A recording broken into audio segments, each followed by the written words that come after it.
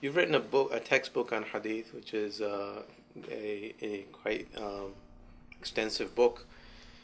What motivated you to write this book, and why have you focused on the discipline of hadith as opposed to other I disciplines? think I focus on hadith because a lot of the big issues that Muslims face today about things like jihad and women's rights and all these sort of big topics that come up when people talk about Islam, ultimately a lot of them hinge on attitudes towards hadith and hadith criticism and how you understand hadith. And so I really felt that in order to try and address these issues, you had to get a very rigorous and strong understanding of Islam, of hadith. And the book was kind of my attempt to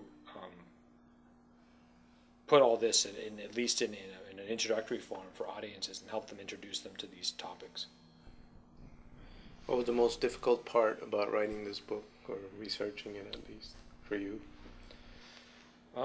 Researching is, it's always tough. I think the hardest part is to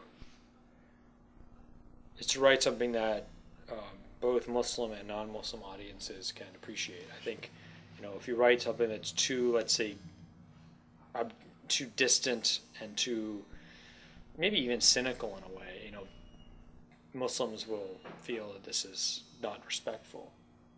And if you write something that is, too religiously, encoded or too much has too much of a religious attitude, non-Muslims will say, I don't, this guy doesn't strike me as objective and unreliable. So it's tough to strike that balance.